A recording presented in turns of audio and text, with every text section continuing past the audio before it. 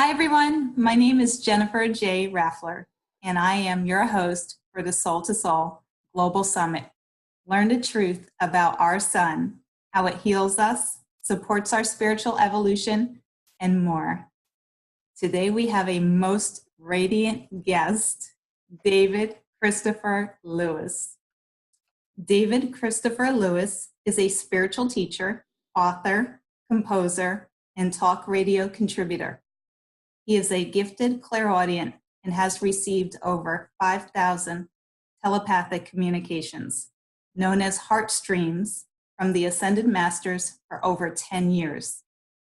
In 2005, he co-founded the Heart Center movement and community, dedicated to sharing new revelatory teachings received from divine beings and helping people everywhere awaken to and nurture their own divine potential. David conducts seminars worldwide and hosts regular online webinars and live broadcasts on diverse spiritual topics. His published works include the new 2018 release, Light on the Path, as well as Living a Soulful Life, Saint Germain on Advanced Alchemy, Advanced Studies of the Human Aura, Now, Zen, and Always, El Moria's Treasury of Spiritual Quips, and Mother Mary's Missions, Messages from the Divine Mother. For more information on his other published works, music, CDs, broadcasts, and seminars, visit www.heartcenter.org.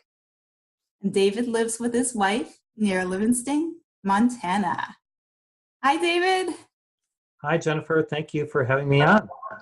Absolutely. It's my pleasure. Thank you for joining us today and bringing some radiance from Montana. So we have a lot of information to cover because you have such an abundance of sun experience. And I was thinking maybe we could start with your book, Studies of the Human Aura. How does that relate to our sun? Well, here's the book, and it comes in two major parts. The first part was given to me by a wonderful Ascended Master named El Moria. Some people call him El Moria Khan. And he was the co-founder of Theosophy back in the 1870s. And I was in a spiritual community for 30 years, and my teachers released Studies of the Human Aura, Intermediate Studies of the Human Aura, and then they had planned to release the third book and never did because they both passed on. So one day El Moria came to me after I'd had this mystical experience of receiving this beautiful gift of clairaudience, which is telepathic communication with ascended beings like Jesus and Mother Mary and the saints of heaven. And he desired to release 33 chapters. And so the first half of the book is kind of esoteric, yet very practical also. And then the second half of the book is kind of my life story in terms of how it relates to the aura. My beginning with studying the teachings that came through Edgar Cayce, which I found when I was 14. My mother read a book about him. So what this book shares is, in the subtitle, How to Charge Your Energy Field with Light and Spiritual Radiance. And how it relates to the sun is that we are evolving to be sun-like. We are evolving to coalesce so much divine light in our auras that we literally are translated into a higher frequency, a higher dimension of awareness through love, through service, through givingness, through beingness. We access the light of what's called the Great Central Sun, which is kind of like a representation of God or the Source or the Creator, which has stepped down through many other solar systems and galaxies and and the light coalesces within us to the point where being so much light, like the saints, where you see a corona or a halo of light around them, we Mhm. literally are translated into our true nature, our divine selfhood, which Okay. we also call the solar presence. Solar So the presence. solar presence is our destiny, and El Moria shares in the book how we can fructify and how we can expand our awareness by meditation, various what we call the solar sciences. And there are solar sciences, which we'll speak more of later, like sun gazing.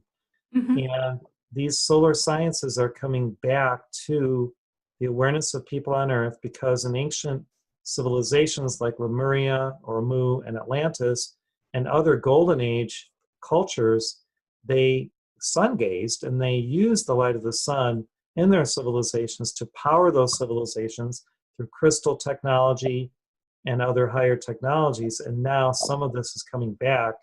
We're realizing who we are. And Almoria shares very beautifully and very refined words in these 33 chapters how we can return to our true selfhood. Okay. Oh, thank you for that. So, when you look at people, can you see their aura? Well, my gift is more clairaudience. So it is a higher or a heightened hearing, Sure. which is telepathic. You know, people who've had near death experiences and come back to tell about their death and then, you know, the fact that they didn't really die, their spirit was there and they experienced heaven and they reawaken or they come back into their bodies, all share that the communication in heaven is telepathic Mhm. because you can transfer a lot of imagery and thought telepathically that you can't just orally or verbally.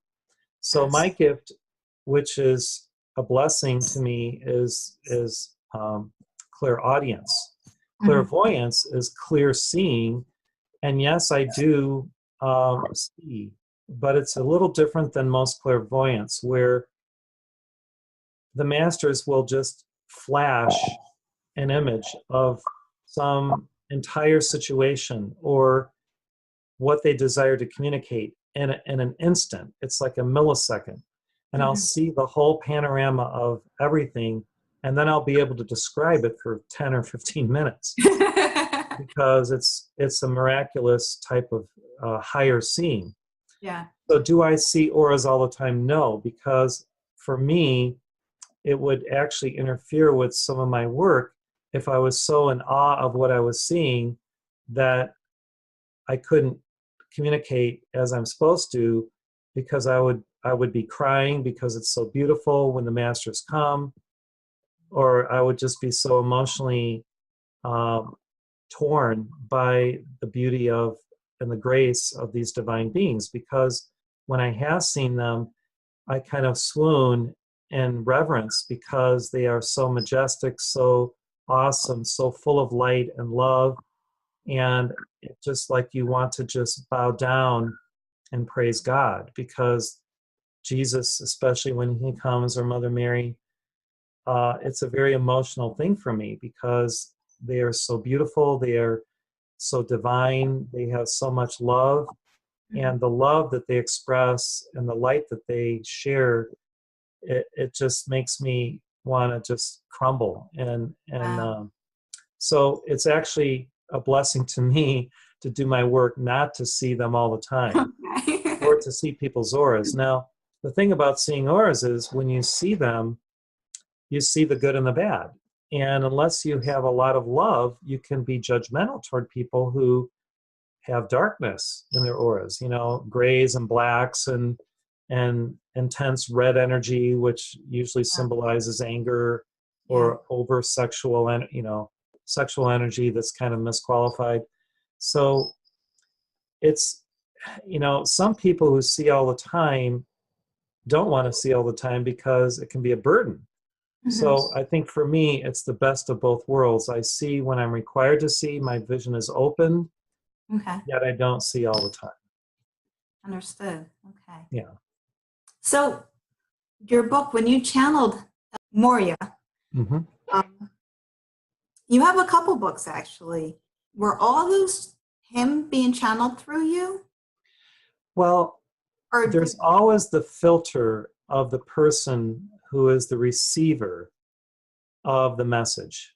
And so I don't deny that any person who is an amanuensis or a messenger or one who has this gift of clairaudience, and the Catholic Church is called locution, and there are many saints who received teachings from Jesus or various saints. So there's a history of this, and I don't even use the term channeling, because to me there's so many people doing that, mediums, that I don't know how accurate all of them are in terms of their deep spirituality, of their mooring in light and deep personal communication with God through his saints or her saints. So I just say I'm an amanuensis. It's like a secretary. So when El Moria came, there's always the filter of my mind, and I have to be as clear as I can be so that he can get across what he'd like to share. okay. Now, when I received all these quips in that book called Now, Zen, and Always, I would sit down in the morning and meditate and just wait for the next line to come. I would wait. I would be like a secretary doing, receiving dictation with stenography or something. And so I would wait, and then this funny little, 5-word or two-line message would come, and it would make me laugh and blow me away, So, and it just kept coming one after another. So there's no way that I could have humanly thought of these quips, because my mind is not that developed. I'm kind of a simple person. I didn't go to college. Mm-hmm. I went to some night school, but I don't have a highly developed, maybe carnal mind. I tried to allow my mind to be more open to divine inspiration through kind of a simple life of meditation and prayer and fasting and givingness. So I think that is what a true amanuensis or messenger does, is they have to be an accurate conveyor of what the master is sharing. Mm-hmm. And so the book, Advanced Studies of the Human Aura, we did a lot more editing on this, because this, I received the 33 chapters over a period of about 6 weeks, I believe. Okay. So I was receiving, basically like almost one a day, and that was it. And then we compiled them all, and then we had to edit. So you do have to edit a little bit for grammar, for punctuation. Mm-hmm. But basically there was almost no editing in the first half of the book. The second half of the book was a lot more edited. But the first half of this book was literally almost word for word for what El Moria dictated to me, and it was only edited for grammar and punctuation, and a couple little words here and there where the grammar has to, match. And no, I don't think any human being could receive something with absolute perfection, because of the dissonance between heaven and earth and the master trying to convey it telepathically and what we receive. So that's kind of a little bit of the dynamic of how it's received. Okay. And I know you also channel Master Omram. So what's the difference between channeling different ascended masters? Like, how do you recognize who they are? Do they announce this is Master Omram? Or They telepathically, I instantly know.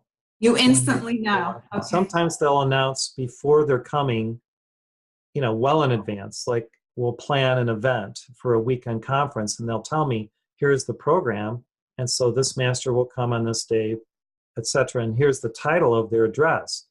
They'll give me that much, but they won't dictate everything. It'll be live at the session.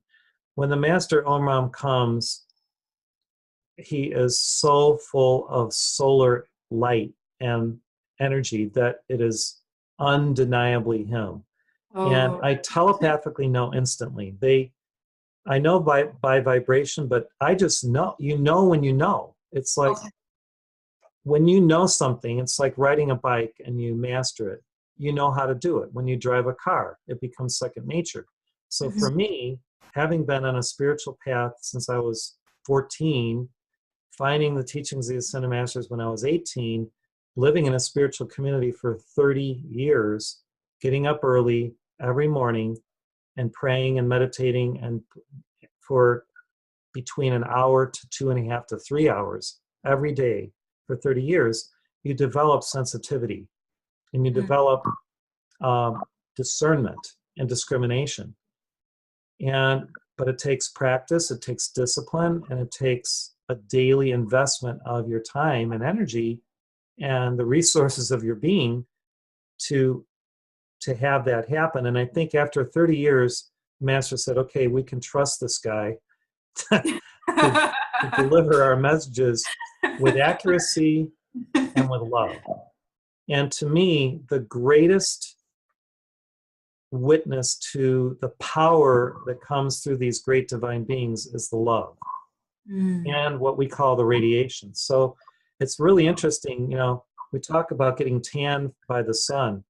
Well, during the Master's releases through me, because there's so much light released, my skin, especially my forehead and face, actually get tanned because of the radiation.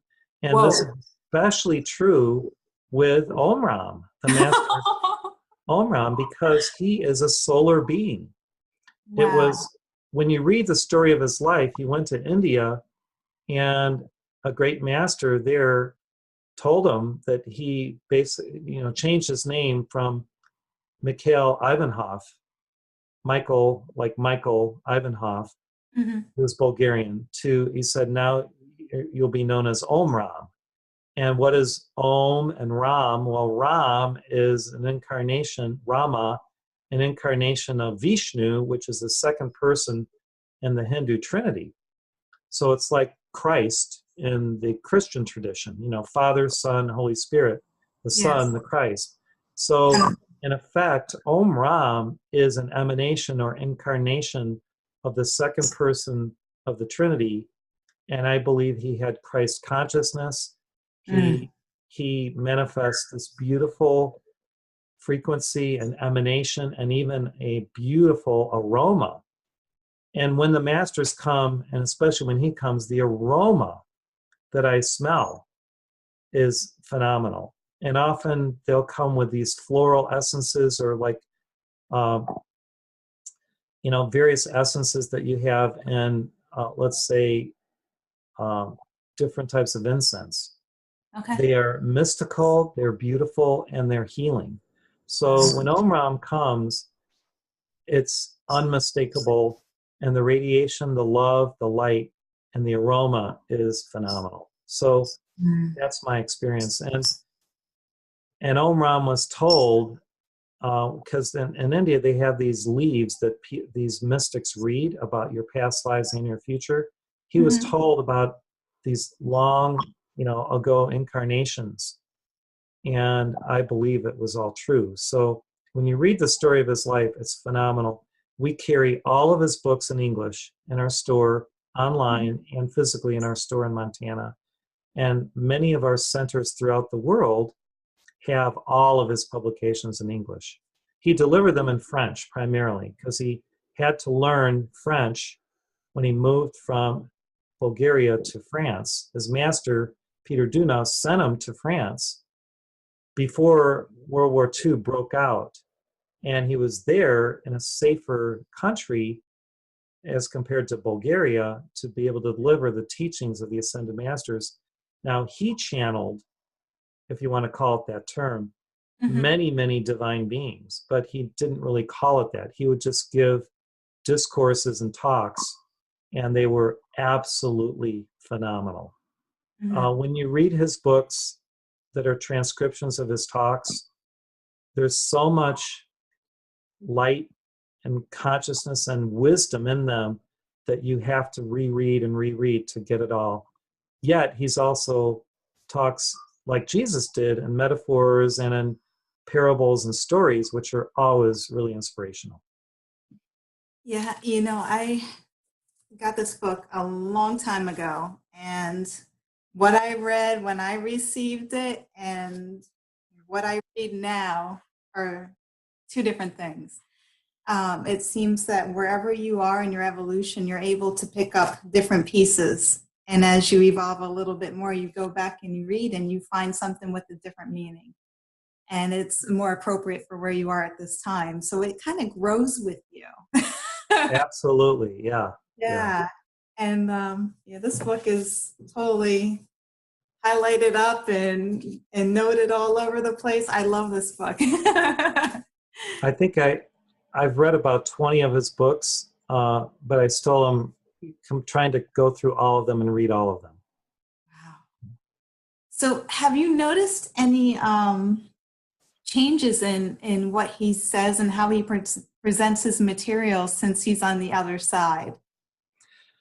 Well, it all collaborates in the same vibration of bringing the understanding of our eternal nature and our source, which is the sun source of our being as God, Mm-hmm. which is like the great central sun or whatever. And he talks about us evolving to be like the sun. He says the Yes. sun is the greatest example of God for that we can actually relate to, because it's constantly pouring out light, warmth, and the co-creative power that gives life to everything. Mm-hmm. So the sun is the greatest example of what and who God is. Mm-hmm. So he says, meditate, before the sun rises in silence and absorb that radiation, that instruction, because you will be instructed by the sun because it's intelligent. I mean, we think of the sun as being this inanimate thing. It's not. It's a living being. And if you look at hydrogen atoms being merged to become helium in this cosmic action of fusion of this of what the sun is. The sun is billions and billions and trillions of hydrogen atoms that are fusing to co-create helium. Mm-hmm. And so it gives off all of this nuclear energy and solar radiation. And it's what it really is co-creation. It's like two beings in an infinite sense coming together, like procreation, like us coming together and creating a being. So the sun is in a constant state of this fusion of these hydrogen atoms becoming helium, 1 and 2 on the periodic table. And it's ongoing for millions of years, billions of years. This is, these beings are collaborating in this amazing alchemy of spirit. So think of how we could do this with our union with God, with our love of all life, of God, everyone, and ourselves. And our perfect match, our twin flame, when we have that perfect love, there is the union of our hearts with the heart of God. And this, I believe, is the key to our ascension, our self-realization, our liberation, our becoming one with our source. And then we become, like the sun, a beautiful solar being. Now, we already have that in our higher selfhood. Mm-hmm. If you could see what I see and what Almoria shared in this book, is that when we practice the science of solar realization by seeing the higher aura of every person and envisioning them as perfect, as divine, then we put aside all of the lesser visions of people as imperfect and all of our judgment of them. So we entered the non-dual state that the masters call the unity field of beingness, where we are in a constant state of communion with God. And what is communion? Communication and union. It's like communion is constant union through love. So it's a beautiful thing. Oh, a lot of information. Is Master Amram showing up for you today by any chance? Well, yeah, I asked for him to overshine me for this session so that he could get across what he desires, because even though I was in another organization and had my spiritual teachers, when I found the Master Omram Mikhail Ivanhoff, I now consider him like my guru, because his teachings were virtually the same as what I studied for 30 years, said a little differently, yet everything is interchangeable and beautiful. And yet I find more inspiration through what he has offered in teaching for almost 50 years, from 1937 to 1986 when he passed on. He was born in 1900 in Bulgaria, basically Bulgaria, Macedonia, which was later part of Bulgaria. And then he went to France in 1937 and taught there, and he traveled around the world too, and taught for 49 years before he made his transition and returned, I believe, to the sun in 1986. So his teachings are so perfect, so divine, so clear. I don't really believe that there is any clearer teaching on the planet than the Master Omram Mikhail Ivanhoff. I really feel that it is the supreme teaching for the next 2,000 years as we evolve into a golden age civilization, what he calls the solar civilization in one of the books, the solar civilization. And so if we follow his teaching, including the golden rule and just what's common sense, we will co-create this beautiful divine civilization of light, and earth can live in peace. All of us can be brothers and sisters, no matter what culture we're from, in harmony with pure understanding and peace again. And that's the goal. That's a beautiful goal. Yeah. Absolutely. Wow. Well, thank you for inviting him today. And Master Omran. Such a beautiful presence you are, David, and to have that supportive energy from the Master. Oh, wow. Thank you. I'm blown away. Well, I started growing a beard because at one point I decided, well, I want to look like him too. But and my daughter said, well, Dad, just do a goatee. So in honor of my daughter, I shaved off this part. But and I told my wife, well, after I turn 60, I'm going to not shave much more anymore, because that's when he went to, when he was 59, he went to India. And when he came back, he looked like his master, Peter Dunoff. And his disciples, or his brothers and sisters, spiritual brothers and sisters, started crying because they knew the master, Peter Dunoff, and he looked so much like him that they couldn't believe it. They thought it was him. So I think maybe some of his energy may rub off on me, but I don't pretend that I could have that much attainment or realization. All I'm trying to do is emulate what he taught and become more perfected in my love, because I think that that's the key. Love is always the key to everything. Did you meet him while he was alive? Unfortunately, no, but I have a friend who did meet him, and in Canada, and then I visited a spiritual community called the Ideal Society, which is in southeastern British Columbia, in a little area called near Jaffrey in British Columbia. And I've been to that community about 4 times, and I met Sister Natasha Kolsar, who was Russian, and she learned French too and English, and she was the head of that community, and she taught at our university a number of times, and I went there to experience their community, which is a beautiful, beautiful community of people mostly speaking French, who either grew up in France or in Eastern Canada. And so I've kind of been absorbed into that culture through association.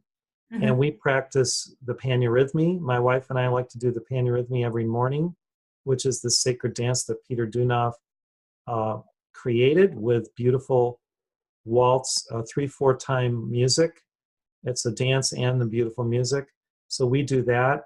We read the daily meditation of the Master Omram Mikhail Ivanhoff during our morning broadcast services for 3 hours, which are free.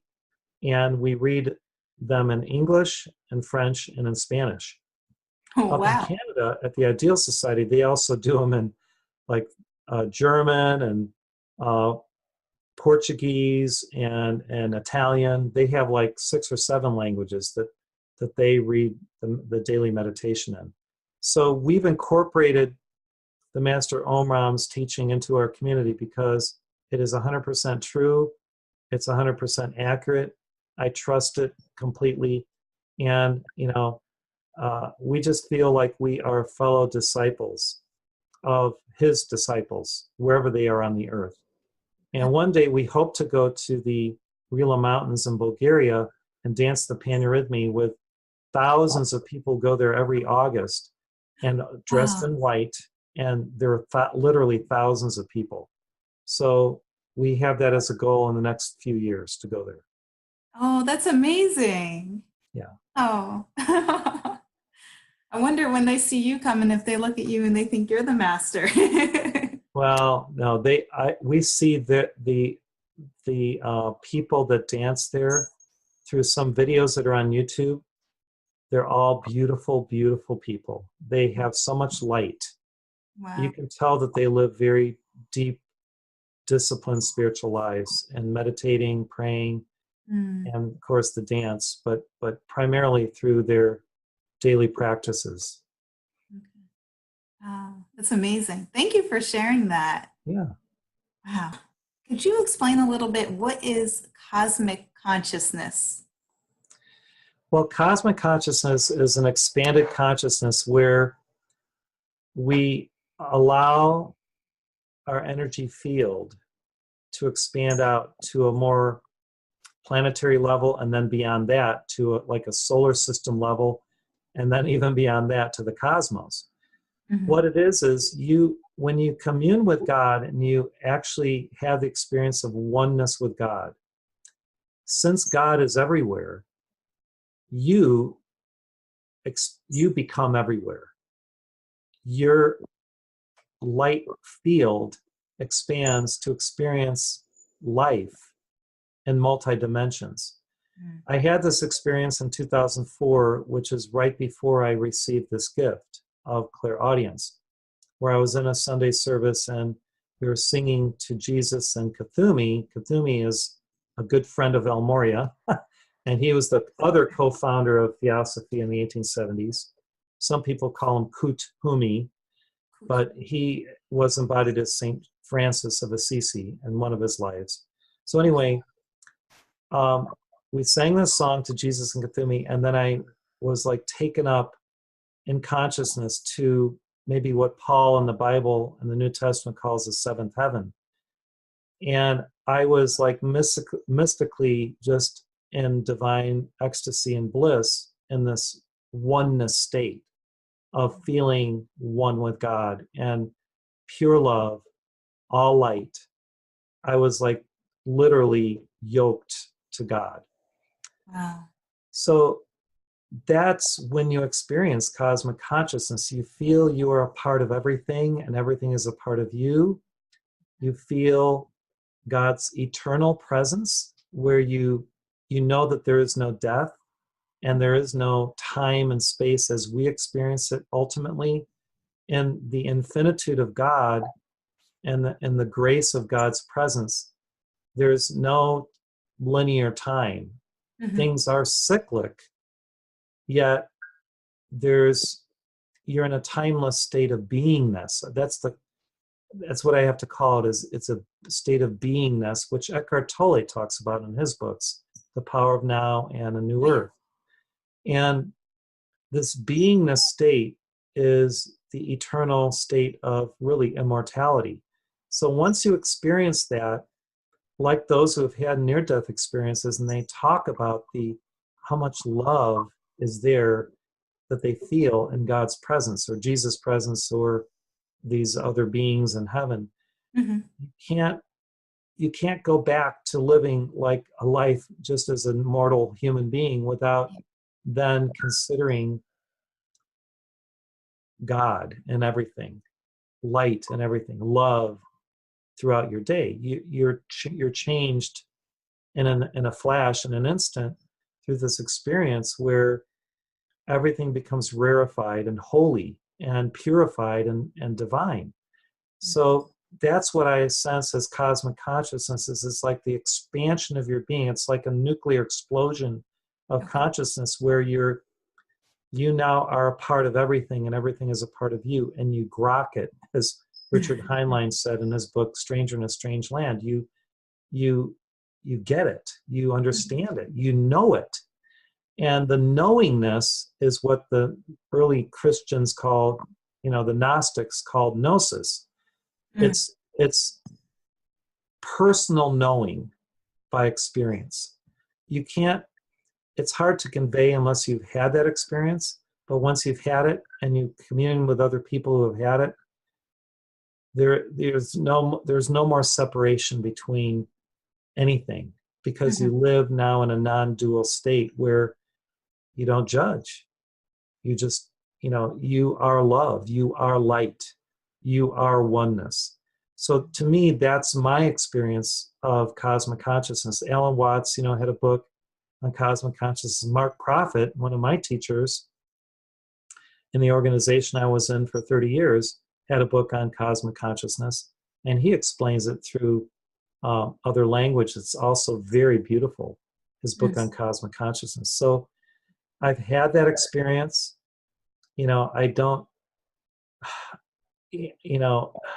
like to revel in that because it was a moment of eternality.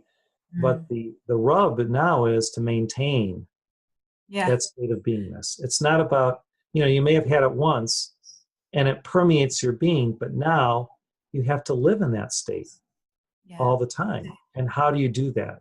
That's why Eckhart Tolle's teaching is so crucial, and Omraam Mikhail Ivanhoff, because they teach you how to maintain that state of awareness. Do you feel that the food that we eat, the closer it is to the sun, the better it is for us? For example, fruit. It's ripened in the sun. How beautiful is that? It's just condensed solar energy and it tastes really good. Absolutely. We're planting on our 6-acre property hundreds and hundreds of fruit trees, berry bushes, nut trees. We do permaculture, and the reason is because we are getting to the point where we desire to go outside once these trees grow enough, and we can pick, like the Garden of Eden, fruit right off the tree. Awesome. Freshly, illumined by the sun and with live enzymes, fresh, organic, pure. We know what's in the soil. That is the best food, really, what God created in the Garden of Eden. So we're trying to go back to what Eden was like with these beautiful fruit trees. So to me, yes, that is really the perfect original diet of man, was fruit and nuts and right off the tree. You can't get any better than that. So in that case, eating animals is essentially moving away from the energy of the sun at that point. When I was 14 or 15, I became a vegetarian, and that was necessary for my spiritual life, to put aside the partaking of animal flesh. And so my wife and I are probably 95% vegan now. We do occasionally have some fish just because my body type is such that uh, with the physical work I do in nature, it's hard for me to do all of that and be 100% vegan. But we do have honey, so I guess I'm more vegetarian than vegan in one sense because we have honey too, sourced from a very conscious apiary. Okay. Not they allow the bees to maintain a certain amount of the honey rather than extracting all of it. Okay. But yes, the better diet is closer to the sun, and you will naturally desire less and less animal food when you spiritualize yourself through meditation, fasting, prayer. You won't want it. Mhm. It's not something that you desire or crave anymore. It's very heavy. It weighs you down. Yeah. Yeah. What about fasting? Well, I did a lot of it earlier in my life. When I was 17, I fasted for 7 days on water and a little honey, and Jesus came to me in a mystical experience. And that was, right before I found the teachings of the Ascended Masters through the Summit Lighthouse. So um, I think it's important to clean. It's like we clean a lot of things, but do we clean internally? Mm. I think you do have to be very careful. The way you fast and how you break your fast is just as important as how you fast. So the Essenes, which was this mystical community in the Middle East, which I believe prepared for Jesus' coming, used to fast. They were phenomenal fasters. I live in Montana. It's a little harder because it gets colder in the winter. Yeah. If you live in a climate where there's a lot more solar energy and solar gain, it's easier to fast because you can just, you don't have to eat as much. Yeah. So depending on where you live, you may have to slightly alter how you fast. But what was recommended to me is 1 day a month, and then, I'm sorry, 1 week, let's see, 1 day a week, Okay. one weekend, or 3 days a month, and then once annually trying to do a 7 day fast. And for Mhm. most people, that would be totally sufficient. I know people who have fasted for 40 days on water or maybe some fruit juices and other liquid juices. And that's all they've had. And they're fine. And one friend of mine who's almost 70 looks like he's about 50 because he's done so much cleansing and fasting. He's amazing. So Wow. um, I've kind of gotten away from it in my elder years, but I think it's still important. Okay. And to combine that with sun eating or sun gazing, we receive even more energy that way. Absolutely. Solar gazing is fantastic. You have to do it the right way. And of course, maybe you've already interviewed HRM, Hiram Mantek from India, who came to our event in 2006 in Bozeman, Montana, and talked Mhm. for over an hour. And we recorded it, and it's on YouTube. An amazing man, amazing man. And Yes, I think indeed. Babaji told him to do this, do his mission and teach about solar gazing. So he is really the master of it. And of course, Wayne Purdon, who's a good friend of mine, uh, has communicated directly a lot with HRM, and he healed himself of cancer, of blood cancer, through diet and solar gazing. So Wayne is a great example, and he's Mhm. very knowledgeable. He puts out a little journal, and he's a great guy. And he doesn't look his age either. So I think you can live a lot longer if you solar gaze and you understand the science behind it and you meditate as you do it. And of course, you don't overdo it too soon. You have to start out 10 seconds and add 10 seconds a day. Do it only in the morning before the first hour of the sun, etc. So you have to know the techniques, but when you do it, it's phenomenal. I realized that for about 20 years I was doing it and without knowing what I was doing, because Yes. I would pray my New Age rosary in the morning as the sun was rising, and I would look out from my picture window in my old home in Paradise Valley, Montana, and watch the sun come up as I was praying.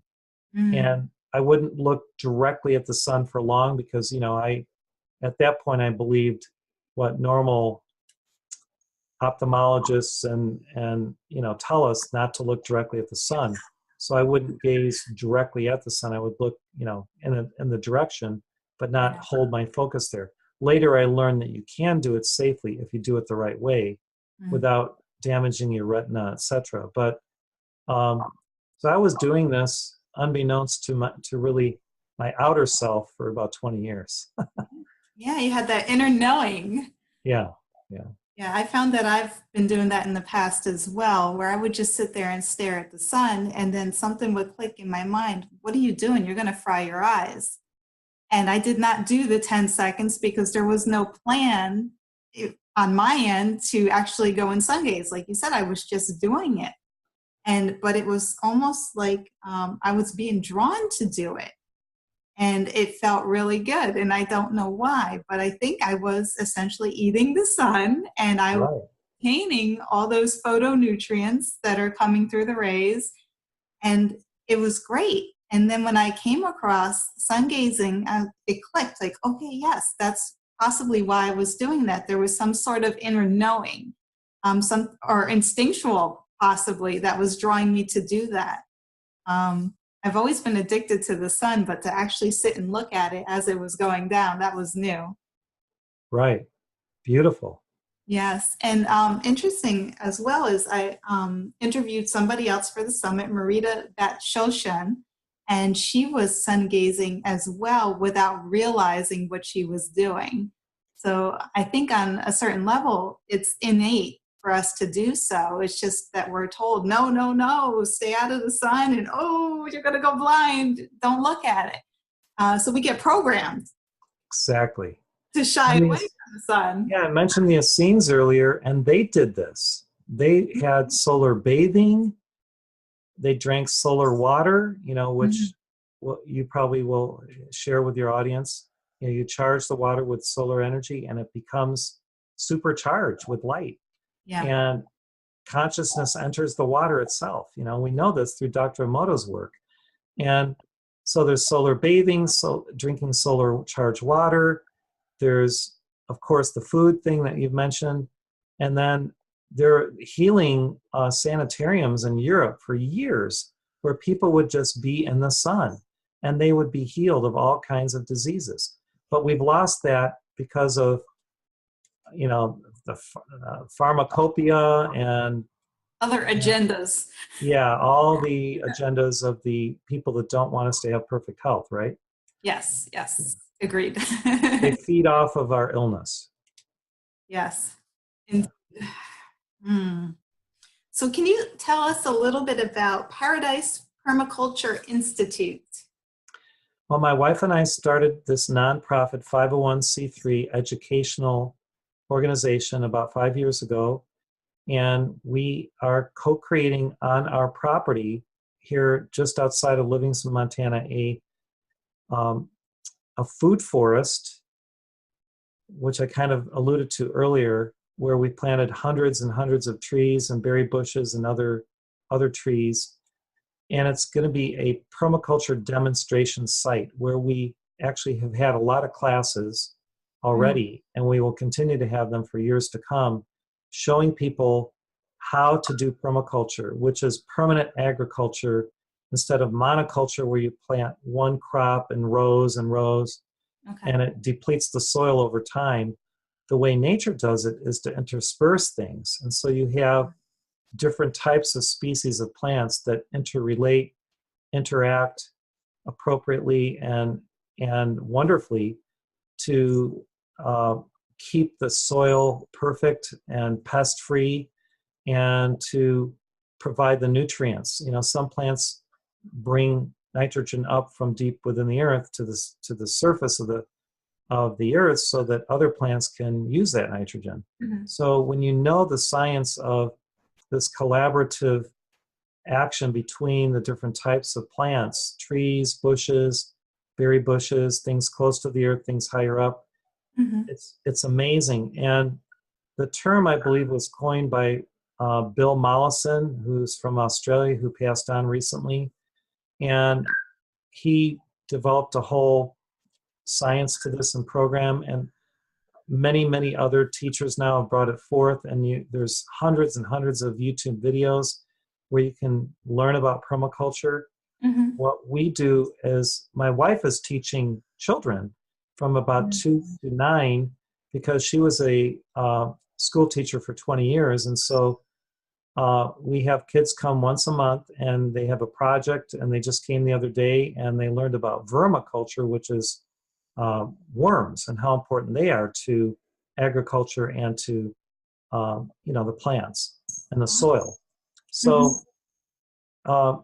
we're developing this whole new culture that's different than, let's say, having a lawn where you're so concerned about how green the lawn is, you don't have dandelions on it, that you spray toxic sprays like what unfortunately Monsanto and others are producing, which are cancer causing.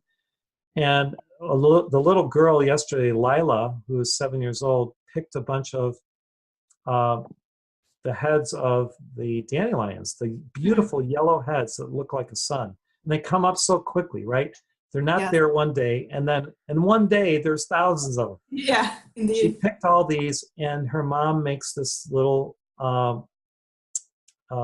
food from the heads, partly from the heads of the sunflowers.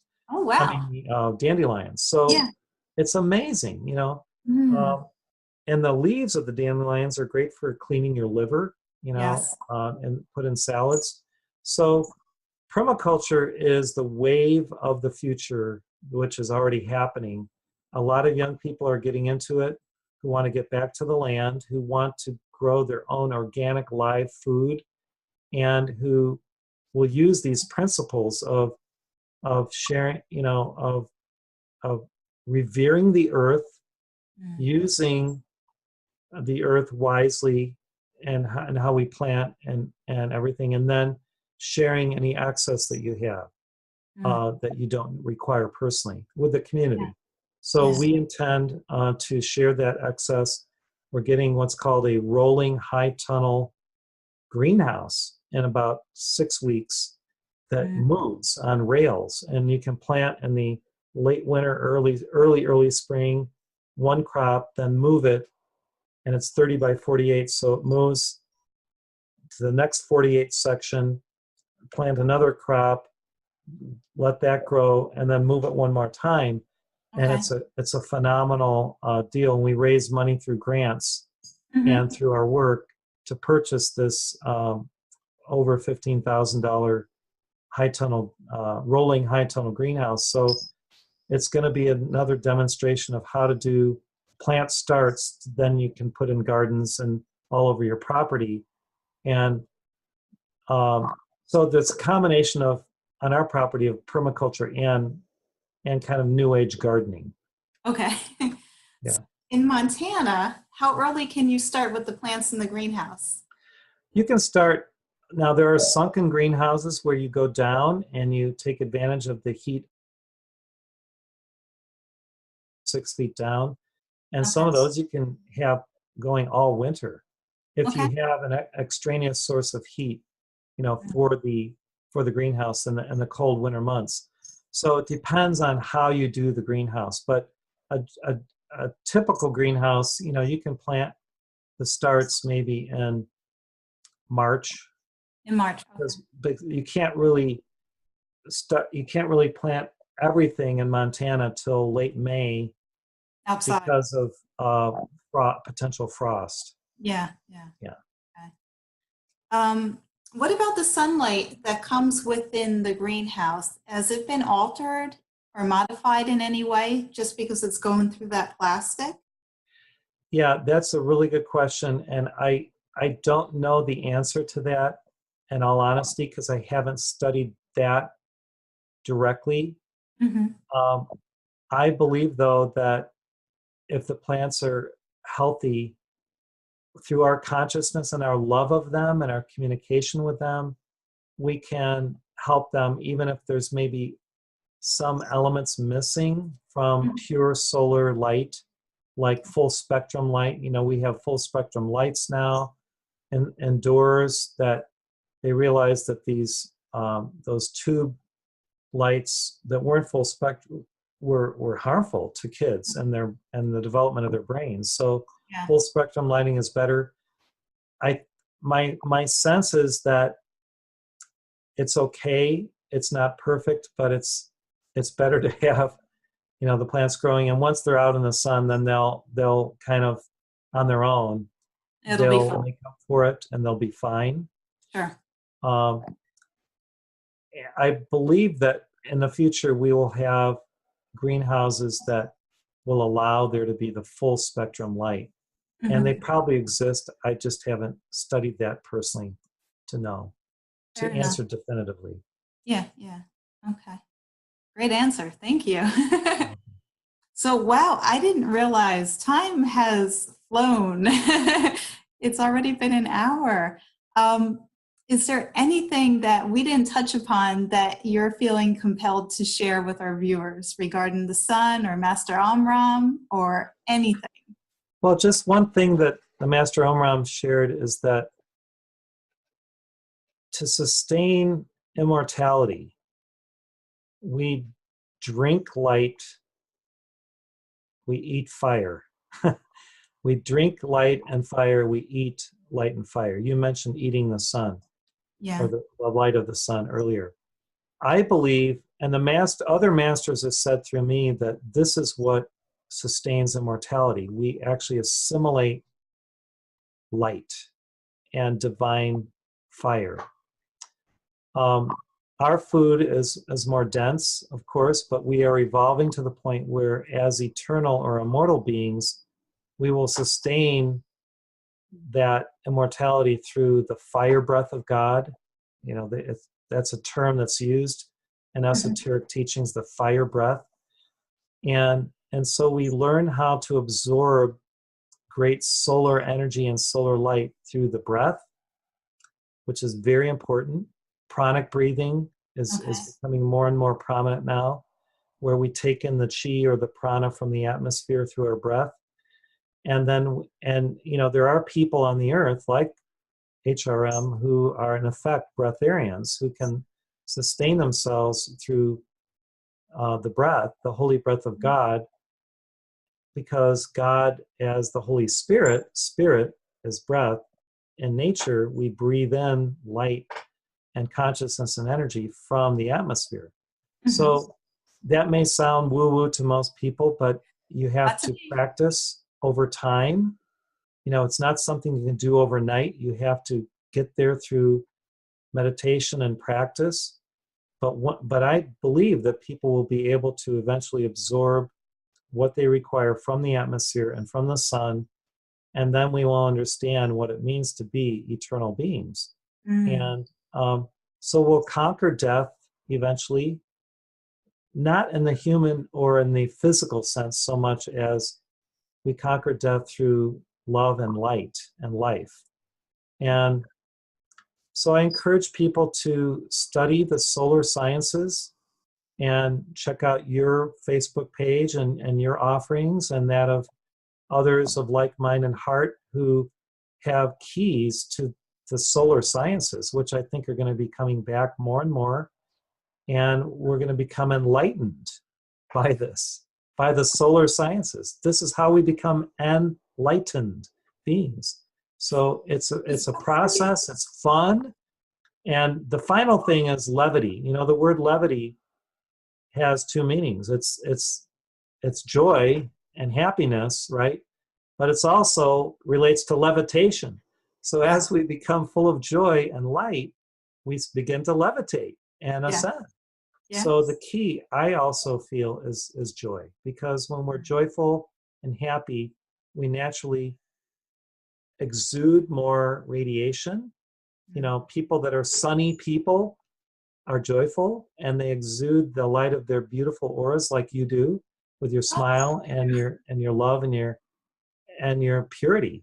So I think that this is how we will co-create the golden crystal age of Aquarius, through the solar sciences through love, through givingness and service. And, let me just share one final thing. On our website, the Heart Center website, we have our mission and vision statements. Mm-hmm.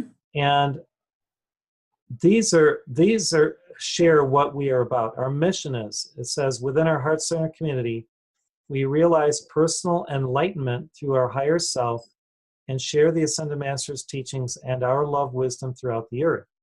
And here's another cool thing. Our vision. We live in sustainable golden crystal age communities in joy and in harmony with Mother Nature, using solar sciences of the spirit. We radiate light and we live and love as one. Wow.